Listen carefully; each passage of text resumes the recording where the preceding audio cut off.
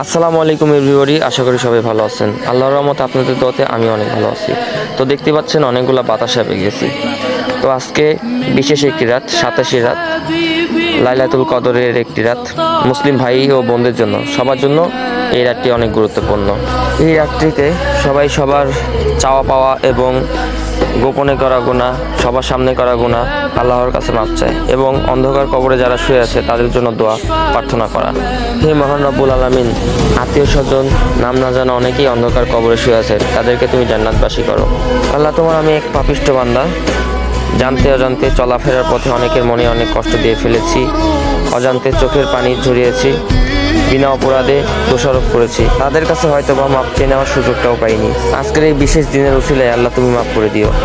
মহান রব্বুল আলামিন, আজকের এই বিশেষ দিনে তুমি আমাদের সুযোগ করে দিয়েছো তোমার কাছে মাপ চেয়ে নেওয়ার এবং নিজের ভুল সংশোধন করার, নিজেকে সংশোধন করার। আমরা যারা বেঁচে আছি 5 ওয়াক্ত নামাজ পড়ার তৌফিক দান করো এবং আমরা যারা অসুস্থ আছি সুস্থতা দান করো, সুস্থ সবলভাবে জীবনযাপন করার তৌফিক তুমি দান করো।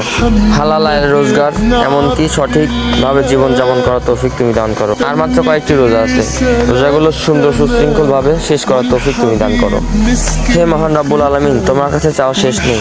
আজকের এই বিশেষ দিন লাইলাতুল কদরের উসিলায় সবাইকে তুমি কবুল করে নিও, সবাই বলি আমিন। আমরা যারা ইয়াং জেনারেশন আছি, পরিবারের এখনো হাল ধরতে পারিনি, পরিবারের হাল ধরার তৌফিক তুমি দান করো। হে মহান রব্বুল আলামিন, গোপনে যাকে মনের ভিতরে রেখে দিয়েছি, যাদেরকে রেখে দিয়েছি তাদের জন্য সফলতা এবং দীর্ঘ আয়ু কামনা করি, আমিন। সবশেষে আমাদের মুসলিম জাতিকে 5 ওয়াক্ত নামাজ হিসাবে কবুল করে নিও এবং সুন্দর একটা মৃত্যু দিও, সবাই বলি আমিন। হচ্ছে যতগুলো বাতাসা পাইছি মাহেরি সব দিয়ে দিলাম।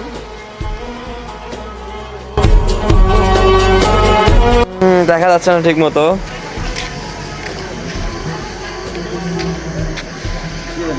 কিছু না, এমনি ক্যামেরা।